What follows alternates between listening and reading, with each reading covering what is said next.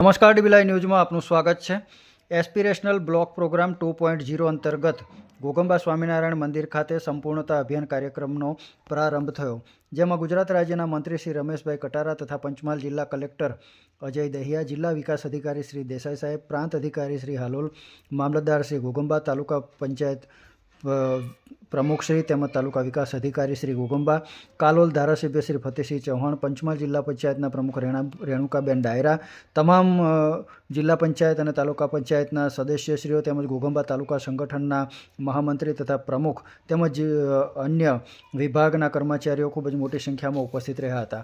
કેન્દ્ર સરકાર દ્વારા 112 જિલ્લાઓને મહત્વાકાંક્ષી જિલ્લાઓમાં સમાવેશ કરવામાં આવ્યો છે, જેમાંથી પંચમહાલ જિલ્લાના ઘોગંબા તાલુકાનો બીજી વખત એસ્પિરેશનલ બ્લોક તરીમાં સમાવેશ કરવામાં આવતા સૌએ ખુશી વ્યક્ત કરી હતી, જે અંતર્ગત તાલુકામાં શિક્ષણ, આરોગ્ય અને સુખાકારીની સુવિધાઓ તેમજ સરકારી યોજનાઓનો લાભ યોગ્ય રીતે લોકો સુધી પહોંચે અને સંપૂર્ણ વિકસિત તાલુકો બને તે માટેના સંપૂર્ણ અભિયાનનો પ્રારંભ આજથી કરવામાં આવ્યો હતો, જે અનુસાર 28 જાન્યુઆરીથી 14 એપ્રિલ સુધીમાં તમામ લક્ષ્યાંકોને પૂર્ણ કરવા માટે સહિયારો પ્રયાસ કરવાની અપીલ પણ કરી હતી। તાલુકાના તમામ વિભાગના કર્મચારીઓ, આશા વર્કર બહેનો, આંગણવાડી કાર્યકર બહેનો, તાલુકા પંચાયત કચેરી, મામલતદાર કચેરી, ICDS શાખા, આરોગ્ય વિભાગ સહિત દરેક વિભાગના કર્મચારીઓ પોતાની ફરજ નિષ્ઠાપૂર્વક બજાવી અને ઘોગંબા તાલુકાને વિકસિત તાલુકાની હરોળમાં લાવશે તેવો વિશ્વાસ જિલ્લા કલેક્ટર શ્રી અજય દહિયાએ વ્યક્ત કર્યો હતો।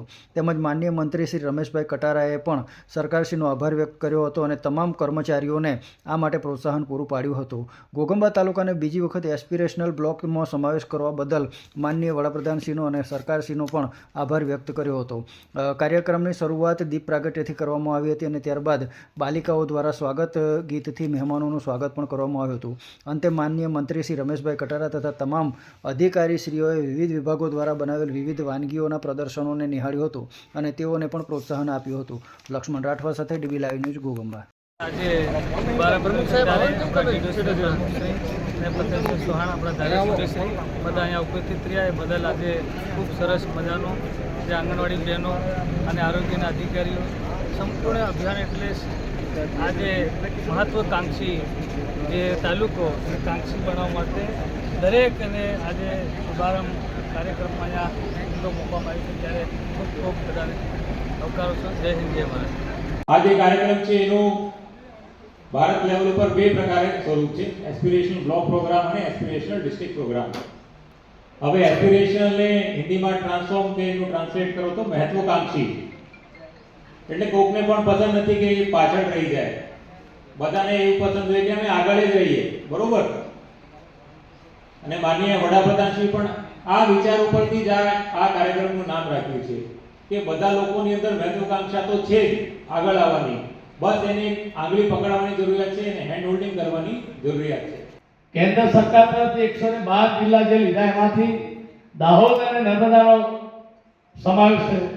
આની અંદર ઘોગંબા તાલુકાનો પણ સમાવેશ થયો। ત્યારે પહેલા કુપોષણ માટે આરોગ્ય વિભાગે કરેલી કામગીરી બિરદાવવા જેવી એના માટે કે ઘરે ઘરે જઈને આશા વર્કરથી લઈને ડોક્ટરો, PHCના તમામ કર્મચારીઓ ખૂબ મહેનત કરી છે। આપણી સરકાર, આ દેશના વડાપ્રધાન નરેન્દ્ર મોદી સાહેબનો આશય એ છે કે હમણાં કલેક્ટર સાહેબે કીધું કે બધાને આગળ જવું છે।